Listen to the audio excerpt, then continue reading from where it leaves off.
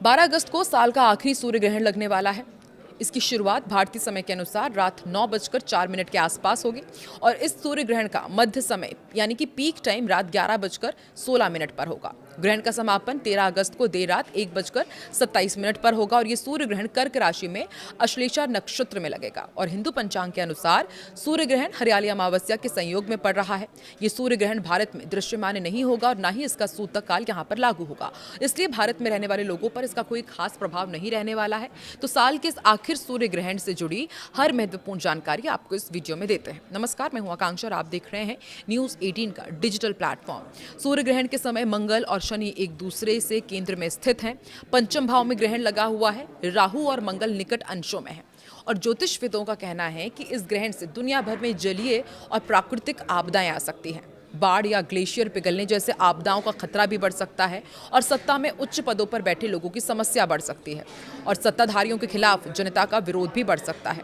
अब आपको बताते हैं कि सूर्य ग्रहण के दौरान आपको क्या कुछ नहीं करना है। देखिए, ग्रहण की अवधि में कुछ भी खाने पीने से बचें।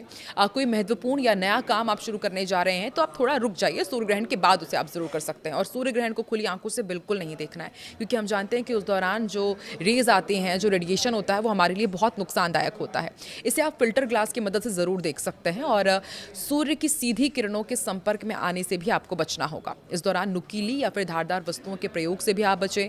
ग्रहण की अवधि में फल या सब्जियां काटने छीलने से बचें। छोंक, तड़का या फिर खाना बनाने से भी आप बचें। सूर्य ग्रहण के दौरान आपको क्या करना चाहिए वो भी आपको बता दें। देखिए, भगवान की आराधना कीजिए, मंत्र जाप कीजिए और शांत मन से पूजा पाठ कीजिए। और गर्भवती महिलाओं के लिए भी कहा जाता है कि इस दौरान आप घर के अंदर रहें, बाहर ना निकलें, क्योंकि इसकी जो यूवी रेज होती हैं वो जो गर्भ में पल रहे बच्चे हैं उसके लिए नुकसानदायक हो सकती है। ग्रहण समापन के बाद स्नान करें। ग्रहण के अगले दिन सुबह सूर्य से जुड़ी चीज़ों का दान करें। सनातन धर्म की मान्यताओं के अनुसार सूर्य ग्रहण हमेशा अमावस्या तिथि पर ही लगता है। मान्यता है कि स्वर भानु नामक राक्षस, जिसका सिर धड़ से अलग होने के बाद वो राहु कहलाया था, अमावस्या के दिन सूर्यदेव को ग्रस लेता है। कब सूर्य ग्रहण लगता है ये भी आपको बताते हैं। देखिए, खगोल विदों के अनुसार, आपने बचपन में भी इसे सुना होगा कि जब सूर्य और पृथ्वी के बीच चंद्रमा आ जाता है तो चंद्रमा की छाया पृथ्वी पर पड़ती है। जहाँ ये छाया पड़ती है वहाँ या तो सूर्य दिखाई नहीं देता है या फिर सूर्य का बड़ा हिस्सा काला दिखाई देने लगता है। इसी खगोलीय घटना को सूर्य ग्रहण कहते हैं। अब सूर्य ग्रहण कहाँ कहाँ दिखेगा ये भी आपको बता देते हैं। सूर्य ग्रहण भारत में नहीं दिख रहा है और ना ही इसका सूतक काल यहाँ पर असरदार रहेगा। सूर्य ग्रहण उत्तरी प्रशांत महासागर, पश्चिमी यूरोप, पश्चिमी अफ्रीका, उत्तरी अमेरिका में दिखेगा। ग्रहण का जो मुख्य मार्ग है वो ग्रीनलैंड, आइसलैंड और उत्तरी रूस से होकर गुजरेगा। ऐसे में स्पेन और पुर्तगाल के कुछ हिस्सों में पूर्ण ग्रहण देखा जा सकेगा। दुनिया के कुछ अन्य क्षेत्रों में ग्रहण आंशिक रूप से भी दिखाई देने वाला है। वायुमंडल के अणुओं में होने वाले बदलावों को देखते हुए सूर्य ग्रहण के दौरान मंत्रों का जाप, ध्यान और पूजा अर्चना का विशेष महत्व है। माना जाता है कि इस समय ईश्वर का स्मरण करने और मंत्रों का जाप करने से मन को एकाग्र करने में मदद मिलती है। तो आप सूर्य ग्रहण का इस्तेमाल कर सकते हैं मेडिटेशन के लिए और कंसंट्रेशन करने के लिए। देखिए, हिंदू धर्म और ज्योतिष में सूर्य ग्रहण को एक महत्वपूर्ण खगोलीय घटना माना जाता है और धार्मिक मान्यताओं के अनुसार ग्रहण के दौरान मंत्रों का जाप, ध्यान और प्रार्थना करने का विशेष महत्व है, क्योंकि उस समय वातावरण में बदलाव होते हैं और इसलिए इस दौरान ईश्वर का स्मरण करने और मंत्रों का जाप करने से मन को एकाग्र करने में मदद मिलती है। मंत्रों के असर के बारे में कोई वैज्ञानिक प्रमाण तो नहीं है, इसलिए इन्हें धार्मिक आस्था और परंपरा के संदर्भ में ही समझना चाहिए। तो कौन कौन से मंत्रों का आप जाप कर सकते हैं वो भी हम आपको फटाफट बताते हैं। महामृत्युंजय जाप। बहुत से लोग सूर्य ग्रहण के दौरान महामृत्युंजय मंत्र का जाप करना शुभ मानते हैं। भगवान शिव को समर्पित ये मंत्र प्रारंभिक रूप से स्वास्थ्य, सुरक्षा और आध्यात्मिक शांति पाने के लिए जपा जाता है। आप ग्रहण के दौरान अपनी सुविधा के अनुसार इसका जाप कर सकते हैं। वैसे भी अभी सावन महीना चल रहा है, भगवान शिव को महामृत्युंजय जाप अति प्रिय है। गायत्री मंत्र का भी आप जाप कर सकते हैं। इसका संबंध सूर्यदेव और ज्ञान के प्रकाश से है, इसलिए सूर्य ग्रहण के दौरान इसका अधिक से अधिक आप जाप करेंगे तो जो लोग नियमित रूप से मंत्रों का जाप करते हैं वो इस समय शांत मन से इसका पाठ कर सकते हैं। सूर्य मंत्र भी आप कर सकते हैं। ओम सूर्याय नमः, इस मंत्र का आपको जाप करना है और धार्मिक मान्यताओं के अनुसार सूर्य ग्रहण के दौरान सूर्यदेव का स्मरण करना विशेष महत्व रखता है। इस मंत्र का जाप शांत वातावरण में किया जा सकता है।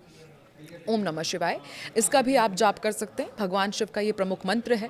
कई धार्मिक परिवारों में ग्रहण के दौरान शिव मंत्रों के जाप की परंपरा है। मन को शांत करने और एकाग्रता बढ़ाने के लिए इसका जाप किया जाएगा। महामंत्र, कई भक्त हरे राम राम राम हरे हरे, हरे कृष्ण कृष्ण कृष्ण हरे हरे, इसका भी जाप करते हैं। ये महामंत्र कहलाता है और वैष्णव परंपरा में इसे एक महत्वपूर्ण महामंत्र माना जाता है और ईश्वर के स्मरण के लिए इसका जाप किया जाता है। मंत्र जाप का सही तरीका क्या है, ये भी आपको बताते हैं। सबसे पहले एक शांत और स्वच्छ स्थान आपको चुनना है।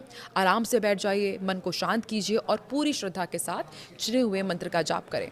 उच्चारण पर ध्यान दीजिएगा और जाप करते समय मन को भटकने से रोकना महत्वपूर्ण है।